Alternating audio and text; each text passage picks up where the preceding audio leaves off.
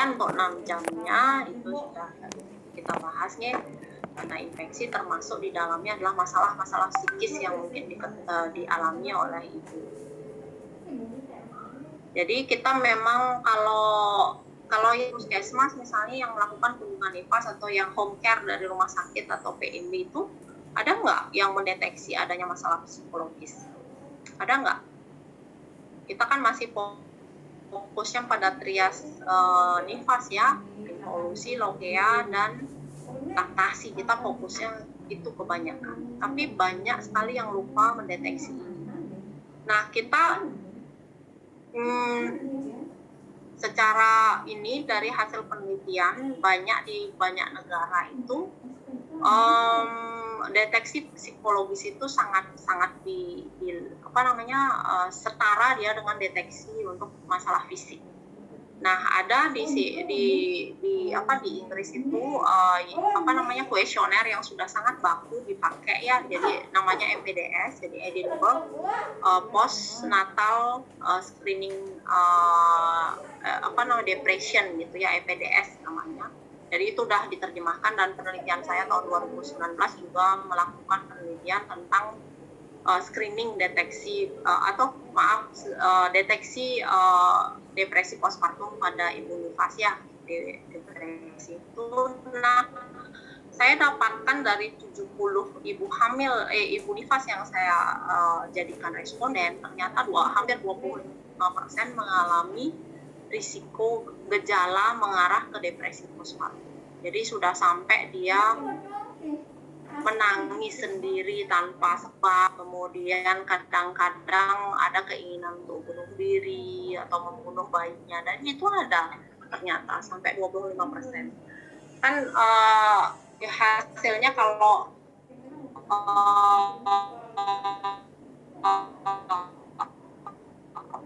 skornya itu di atas 10 udah dianggap, dan kan memang itu pun baru di Denpasar saja, belum di luar kabupaten. Wah, masalah psikologis itu tolong ingat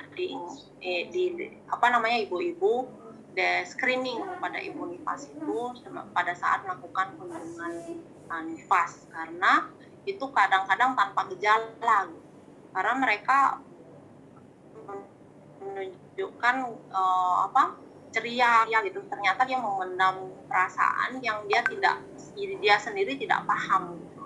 Kenapa saya begini? Nah, itu ternyata ada kaitannya dengan fluktuasi hormon yang terjadi pada masa nifas. Jadi ibu-ibu harus kenali nanti pasien. Kemudian untuk yang 2 minggu ini sama seperti yang 6 hari. Cuma ibu-ibu di sini penekanannya mungkin bisa ditambahkan dengan sudah mulai melakukan konseling KB-nya. Meskipun KB terkait dengan kontrasepsi itu kita sudah harus edukasi atau berikan konseling di masa kehamilan, dia merencanakan akan menggunakan apa. Tapi di sini di pastikan kembali kan pada masa nifasnya itu, sehingga nanti pada setelah masa nifasnya dia sudah menggunakan alat kontrasepsi. Nah ini sebenarnya bukan di sini tapi kadang-kadang di sini tidak dilakukan di sini sehingga bisa jadi di hari terakhir dia gini langsung menggunakan alat kontrasepsi. Nah, kalau kebijakan pemerintah ini saya kira ini belum saya update nih, jadi saya belum lihat kembali berkaitan dengan apa kebijakan pemerintah yang diterapkan saat ini. Nah, namun mungkin ibu-ibu bisa lihat kembali kalau kebijakan pemerintah ini terkait dengan masa nifas ini, ibu-ibu bisa lihat di standar pelayanan kebidanan dasar nih. Di standar profesi juga ada, di sana disebutkan berkaitan dengan masa nifas, termasuk di kewenangan bidang jadi di Permenkesnya yang tahun 2017 jadi kemudian gerakan sayang ibunya bahwa di sini ada berkaitan dengan bagaimana pelayanan pada ibu termasuk pada bayinya, dan terkait dengan ASI eksklusif kalau ini di PP Peraturan Pemerintah RI nomor 33 tahun 2012 tentang mutilasi eksklusif. Nah, di ini juga kayaknya baru ada juga di pelayanan asuhan kebidanan pada ibu di terpadu itu ya, apa sih? Saya lupa dengan ininya nomor peraturannya, nanti coba saya bagikan ya. Nah, di sana mencakup bagaimana pelayanan pada ibu di masa kehamilan, persalinan, nifas maupun terkait dengan masa antara KB. Okay. Nah, mungkin begitu pengantar dari saya berkaitan dengan konsep dasar masa nifas. Apakah ada yang mau ditanyakan dulu? Silakan. Sebelum kita lanjut ke materi berikutnya. Saya oke. Ada yang mau ditanyakan? Silakan. Saya persilakan. Izin bertanya Ibu. Oke, Dwi Purnamasari. Benar ya, Dwi Purnamasari yang Iya.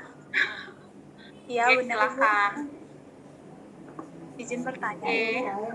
Saya bekerja di PMD dan ada pasien yang ingin menggunakan KB sebelum 42 hari. Apakah kita bisa memberikan ke ibu nifas itu nanti? Nah, rencananya mau menggunakan KB apa, Dwi?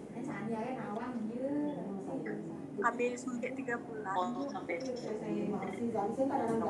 Kenapa dia mau menggunakan di sebelum masa nifas berakhir? Apakah dia sudah ingin melakukan hubungan seksual itu mungkin atau dituntut oleh suaminya? Ada ditanya nggak? Kalau ada Ibu, saya menanyakan kenapa boleh 42 hari Bu, tak gitu. Ini kan habis itu ibunya bilang sekarang aja Bu, dengan alasan mumpung keluar dengan suaminya gitu. Ya, okay. Terus akhirnya Bu Dwi ngapain, diberikan apa tidak?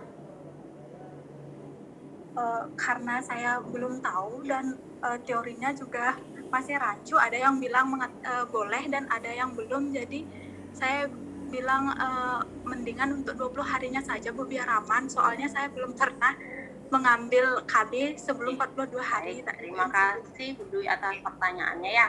Tapi sebelum saya jawab, mungkin saya lempar dulu ke teman-temannya. Ada nggak yang bisa berpendapat terkait dengan apa yang ditanyakan oleh Bu Dwi Purnamasari? Silakan, ada nggak? Berdasarkan pengalaman, mungkin pernah mengalami pengalaman yang sama. Silakan. Mungkin izin masuk. Oke, Bu Dewi. Saya kan. Oke, silakan. Oke, sedikit mungkin memberi tanggapan dari pertanyaan yang tadi. Untuk KB sebenarnya kan masa nifas itu kita mengalami proses involusi seperti tadi kita bilang, dan ada proses laktasi. Nah, kita sudah mengenal adanya metode MAL, ya, metode amenorrhea laktasi. Jadi sebenarnya seorang ibu akan tercover atau terlindungi ya dari masa subur itu selama 6 bulan dia menyusui dengan catatan khusus ya, misalnya dengan ASI on demand, kemudian belum pernah terjadi haid sebelumnya. Nah, seperti itu. Jadi kita mungkin bisa edukasi ibu tersebut bahwa kebutuhan untuk KB saat ini pun tidak terlalu, artinya tidak urgent sekali harus dilakukan 42 hari gitu. Nah, kita juga harus mengetahui dia historinya sesar atau normal. Nah, kalau seandainya mungkin sebelumnya ada riwayat sesar, kemudian dia ingin menggunakan KB misalnya seperti IUD, nah kita harus pastikan dulu proses penyembuhan luka sesarnya sudah optimal atau belum. Makanya kenapa standarnya itu di 42 hari, karena dianggap proses involusi sudah selesai terjadi. Seperti itu. Mungkin yang lain ada menambah. Terima kasih Bu Dewi. Ada yang lain mungkin? Terima kasihnya, bagus sekali pendapatnya. Ada yang lain yang mau menambahkan? Silakan. Oke, Bu Wayan Tiang Niki. Silakan Bu Wayan. Mungkin menurut pendapat ini, silakan Bu Tiang. Sekarang kan ada KB post placenta Bu ya. Kalau memang ibunya kita bisa pasang IUD, atau begitu keluar dari rumah sakit sudah ibunya memakai KB. Tetapi kalau ibunya ragu tentang pemakaian KB pasca plasenta, itu disarankan untuk 42 hari postpartum itu bisa memakai KB. Tapi kalau di pertengahan yang juga belum pernah melakukan itu, yang edukasi untuk 42 hari setelah masa nifas. Oke, baik nih. Terima kasih Bu Wayan atas tanggapannya nih. Bagus sekali dari kedua ini. Mungkin saya tutup nih untuk tanggapan yang lain, untuk waktunya biar tidak terlalu lama. Jadi tadi sudah sangat banyak dijelaskan dari temannya gitu. Jadi ada satu perpendapat mungkin bisa sarankan metode menorilaktasi. Kemudian yang Wayan, kenapa tidak disarankan awalnya dia untuk melakukan KB pasca IUD pasca salin ya, pasca plasenta. Nah sebenarnya sekarang kita kembali dulu ke definisi dulu. Sebenarnya tujuan menggunakan KB itu apa sih? Kan untuk mencegah kehamilan kan ya. Jadi untuk mencegah kehamilan. Nah tentu kehamilan itu terjadi karena apa? Kan pasti karena hubungan seksual. Nah pada masa periode masa nifas itu, apakah sudah siapkah alat reproduksi si ibu itu yang masih 2 minggu itu sudah untuk melakukan hubungan seksual? Kan belum kan secara teori. Di sana masih ada proses untuk penyembuhan di sana, dan tentu sangat tidak sehat apabila pada saat periode belum selesai masa nifas itu si ibu ini sudah mulai melakukan hubungan seksual. Secara kesehatan itu pasti. Kemudian kalau seandainya secara kesuburan tentu belum kembali ke kesuburan. Nah, kalaupun alasannya klise banget karena dia tidak hanya bisa keluar pada saat itu, memang baiknya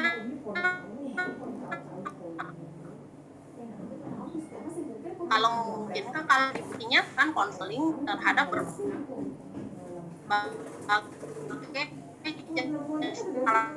kontrasepsi sebelumnya sudah sebagai pilihannya untuk dipakai gitu. Saya kira kan nggak masalah kan ya, itu kan hak seorang untuk menggunakan apapun gitu. Kita nggak boleh memaksa. Nah, namun pada saat kalau misalnya dia ingin menggunakan di 2 minggu itu karena dengan alasan misalnya pandemi susah untuk keluar dan sangat ini, kalau menurut saya pribadi saya akan berikan. Kenapa? Asalkan kita garis bawahi di sana ibu tidak boleh dulu melakukan hubungan seksual di periode ini sampai umur 42 hari tersebut. Kalau saya begitu. Karena ini sebenarnya sih nggak ngefek, apalagi yang 3 bulan, kalaupun dia menyusui kan tidak ada efek samping terhadap kondisi laktasi. Oke. Tapi kalau seandainya memungkinkan, ya seperti jawaban dari ibu-ibu tadi, Bu Wayan Darsani dan Bu Dewi. Jadi kalau bisa diedukasi ibu itu ya tetap gunakan di periode 42 hari postpartum. Atau bisa sebelumnya, asalkan dia sudah diedukasi sebelumnya bagaimana caranya mengecek kesiapan apakah dia sudah bisa untuk melakukan hubungan seksual atau tidak. Oke. Bisa Bu Dwi terjawab pertanyaannya, Bu Dwi Purnamasari? Bisa Bu, terima kasih. Terima kasih atas pertanyaannya. Mungkin satu lagi, kalau ada yang mau bertanya lagi silakan, bisa kita diskusi. Silakan. Maaf, izin bertanya Ibu. Oke, Bu Rahmi, silakan. Saya Rahmi dari PMB. Ini Bu. Ibu PMB di mana? Di Kuta Selatan Ibu. Silakan Bu. Gini Bu, kita kan sudah ada info kalau tidak perlu memberikan metergin setelah plasenta lahir gitu. Cuman beberapa pasien yang saya tidak berikan metergin itu 4 ada pasien yang saya tidak berikan metergin, kebanyakan terjadi pendarahan Ibu ya. Terus jadi saya sekarang ini rasanya takut-takut kalau nggak memberikan metergin gitu. Pokoknya kalau tensinya normal aja saya langsung berikan gitu. tapi masih ada keraguan di sini gimana ya sebaiknya ini gitu. Mungkin terima kasih ya Bu Rahmi. Nah sebenarnya untuk pertanyaan jawab karena itu masuk ke persakit. Jadi mungkin tim persalinan yang lebih tahu kenapa sih dasarnya tidak dilakukan pemberian metergin. Nah itu perubahan kebijakan itu kan dari program diberikan metergin secara rutin kan gitu. Nah itu pun kalau seandainya sampai kebijakan itu berubah tentu pasti didasari oleh evidence base. Tidak mungkin secara tiba-tiba maunya pemerintah aja untuk mengurangi anggaran, tidak mungkin seperti itu. Tapi pasti ada evidence base. Nah mungkin ibu-ibu di sini saya sempat membaca sih ya, tapi mungkin ibu-ibu di sini punya pendapat kenapa sih sekarang bisa sharing kita ya, kenapa sekarang tidak diberikan metergin lagi? Mungkin ada yang bisa memberikan pendapat, silakan.